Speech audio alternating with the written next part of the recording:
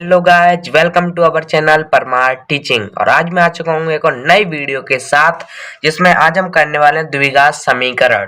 ठीक है, जो कि क्लास 10th के चैप्टर 4 का टॉपिक है द्विघात समीकरण। ठीक है, चैप्टर 4 ही है, बल्कि द्विघात समीकरण क्लास 10th। एंड ये हमारे जो है क्लास 8 7 से ही ये हमें मिल जाते हैं ऐसे क्वेश्चन, और इनको छात्र जो है इनमें कंफ्यूज रहते हैं कैसे करना है, क्या करना होता है, कहाँ प्लस लेना है एंड कहाँ माइनस लेना। तो आइए आज हम बताते हैं, वीडियो में कर बढ़ते हैं आगे। देखिए, द्विघात समीकरण सबसे पहले हमें ये पता होना चाहिए कि द्विघात समीकरण होता क्या है। तो ये बताते हैं, द्विघात समीकरण होता है जिसपे हमारा स्क्वायर लगा हो। स्क्वायर यानी कि जिसपे 2 की घात लगी हो, वही हमारा क्या कहलाता है, द्विघात समीकरण। ठीक है, अगर अगर तीन तीन की घात लगी है तो वो कहलाएगा त्रिघात समीकरण।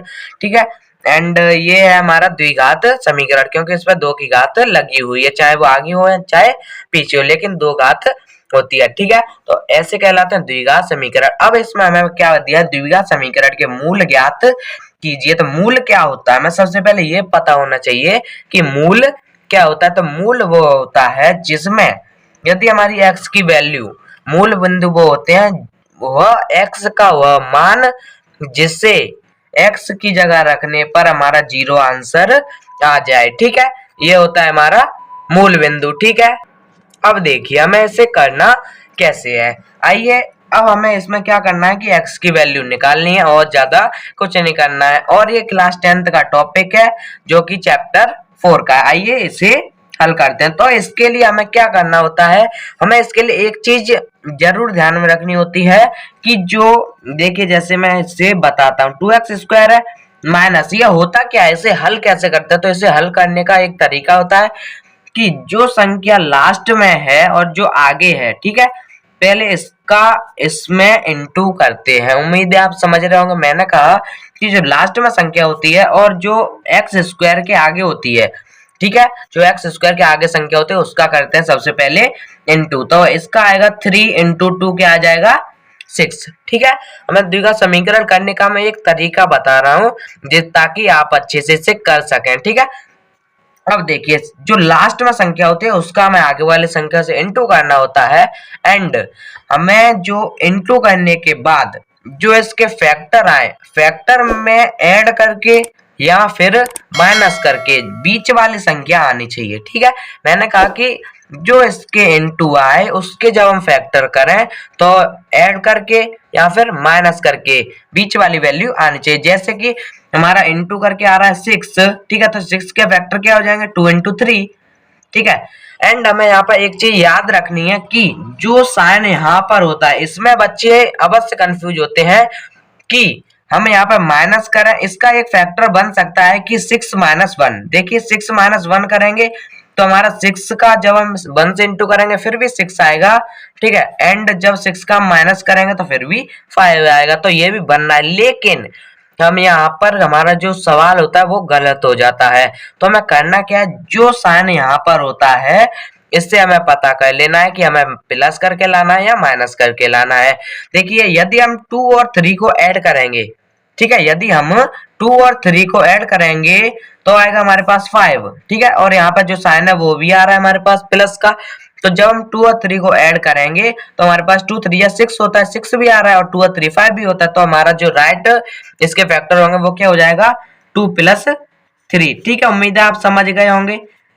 3 इक्वल टू 0। अब हमें क्या करना है, इस x का भी इंटू करना है एंड इस माइनस का भी इसमें इंटू कर देना है। अब ये हमारा सवाल जो इसके फैक्टर बनाने में जो छात्र होते हैं वो गलत कर देते हैं और जो अपना सवाल गलत कर देते हैं। मैंने इसका इंटू इसमें किया एंड इसका इंटू इसमें किया, तो ये क्या हो गया, माइनस का 2x एंड माइनस का 3x। अब देखिए हमें क्या करना है, अब हमें इसमें से कॉमन निकालना होता है। ठीक है, इसमें से हमें कॉमन निकालना होता है।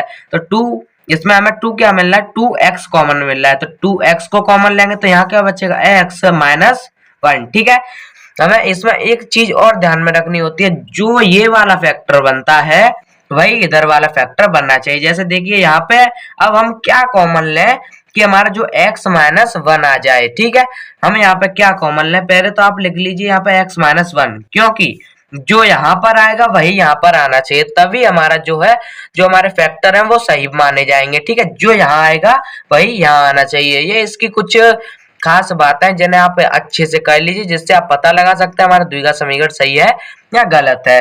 ठीक है, अब देखिए, अब हम यहाँ पे क्या कॉमन लें कि x माइनस 1 आ जाए। यदि हम यहाँ से 3 कॉमन लेते हैं तो ये माइनस यहाँ पे आएगा, लेकिन हम यदि माइनस का 3 लेंगे तो ये माइनस और माइनस प्लस हो जाएगा एंड ये वाला माइनस हो जाएगा। तो यहाँ पास राइट जो कॉमन है वो क्या आएगा, माइनस का 3। तो ये देखिए, ये भी आ गया एंड ये भी आ गया, ये दोनों सेम आना चाहिए। अब हमें क्या करना होता है कि इनको एक ही मान लेते हैं। ठीक है, x माइनस 1 एंड इसका दूसरा क्या है 2x माइनस का 3। अब इसके अलग अलग जीरो कर देंगे। यहाँ तक जीरो था, लेकिन अब इसको कॉमन करके जीरो कर देंगे। अब हमारा x का मान क्या आ जाएगा, x बराबर 1 एंड इसमें x का मान क्या आ जाएगा 3/2। जब ये 3 इधर जाएगा एंड 2 नीचे आ जाएगा, ये वाला।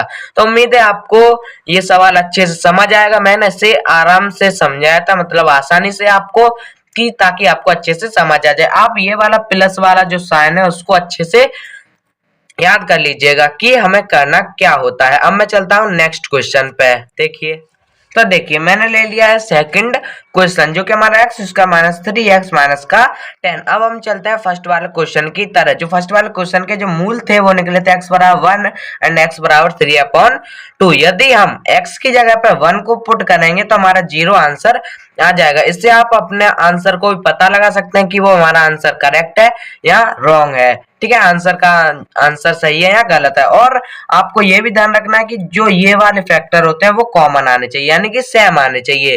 ठीक है, तभी आपका वो आंसर है वो, इससे भी आप पता लगा सकते हैं कि हमारा जो आंसर है वो सही है। अब चलते हैं सेकंड क्वेश्चन पे। ठीक है, वीडियो को ज्यादा लॉन्ग नहीं हो, मैं इससे जल्दी जल्दी समझाऊंगा। देखिए, अब हमें क्या करना होता है, मैंने बताया था कि इसका इंटू करेंगे हम इसमें, तो इसके आगे क्या है 1 है। ठीक है, तो 1 का जब 10 में करेंगे तो आंसर क्या आएगा 10। लेकिन अब मैंने एक और बात बताई थी कि जो साइन यहाँ पर होगा वही हमें फैक्टर में मिलेगा। तो यहाँ पे x² माइनस का इतना तो हमें ले लेना है। अब हमें देखना है कि इसके फैक्टर क्या बनेंगे। तो पहले 10 के फैक्टर बनाएंगे, तो 10 के फैक्टर क्या हो जाएंगे 2 × 5। इसके अलावा कोई फैक्टर नहीं बनेंगे। तो अब हमें जो फैक्टर मिल रहे हैं इनके उपयोग से हमें ये पता लगाना है कि यदि हम इंटू करें तो 10 आना चाहिए। ठीक है, इंटू करें तो 10 आना चाहिए। लेकिन यदि हम माइनस करें, यहाँ जब माइनस आ गया तो हमें पता ही है कि माइनस ही करना है। यदि यहाँ प्लस होता तो हमें पता लग जाता कि प्लस करना है। तो यहाँ माइनस ही करना है, तो हम क्या करेंगे कि 5 - 2। अब देखिए, 5 में से जब हम 2 को माइनस करेंगे 3 आएगा, और 5 2 कितना होता है 10। उम्मीद है आप समझ रहे होंगे कि जब इसका इंटू करें तो ये वाली संख्या आनी चाहिए, और जब इसका माइनस या प्लस करें तो ये वाली संख्या, ये माइनस प्लस हम इस वाली संख्या से पता लगा सकते हैं, इस वाले माइनस या प्लस से। ठीक है, अब चलते हैं आगे। तो यहाँ पे क्या हो जाएगा, अब हम इसका कर देंगे इंटू एंड माइनस का 5x हो जाएगा, और ये minus minus plus and 2x minus का 10 = 0। एंड उसके बाद यहाँ पर सिर्फ हमें x कॉमन दिख रहा है, तो x माइनस का 5 हो जाएगा। अब हमें आगे भी x माइनस 5 लिख देना है, क्योंकि जो यहाँ कॉमन यहाँ आएगा वही यहाँ आएगा। तो अब हम इसमें से क्या कॉमन लें कि हमारा x माइनस 5 आ जाए। यदि हम यहाँ से प्लस का 2 कॉमन ले लें तो हमारा x 5 माइनस आ जाएगा, क्योंकि 2 का इसमें करेंगे तो 2x एंड 2 का 5 में करेंगे तो माइनस का 10 आ जाएगा। तो ये हमारा राइट है। ठीक है, अब हमें क्या करना होता है कि इसको एक मान लेते हैं। तो यहाँ क्या हो जाएगा x माइनस 5 = 0 एंड सेकंड क्या हो जाएगा x + 2 = 0। तो ये इधर चला जाएगा, तो इसका आंसर क्या आएगा x = 5 एंड इसका आएगा x = माइनस का 2। हमारे दो मूल निकल कर आए हैं। हम अधिकतर पॉजिटिव वाले को लेते हैं। आंसर ये भी सही होता है, लेकिन अधिकतर हम पॉजिटिव वाले को लेते हैं। अब देखिए, मैं इसका एक आपको प्रमाण बता देता हूँ कि सही है। देखिए, यदि हम 5 को इसमें रखेंगे कितना आ जाएगा 5 का स्क्वायर 25। ठीक है, अब देखिए यहाँ पे है 25 माइनस का 5 3 जा कितना होता है 15। ठीक है, माइनस का 15 एंड माइनस का 10। ये प्लस का है तो माइनस माइनस ये क्या हो जाएगा प्लस 25 माइनस 25 = 0। तो 0 = क्या हो जाएगा 0। तो यानी कि जो हमारे जो x = 5 है वो सही निकला है। ठीक है, उम्मीद है आपको ये वीडियो पसंद आई होगी। वीडियो को लाइक और चैनल को सब्सक्राइब कर लें। एंड ये था हमारा पार्ट 1 एंड पार्ट 2 में हम करेंगे रूट वाले प्रश्न एंड थोड़े से बड़े प्रश्नों को। मिलते हैं नेक्स्ट वीडियो, तब तक के लिए जय हिंद जय भारत। वीडियो को लाइक और चैनल को सब्सक्राइब कर लें।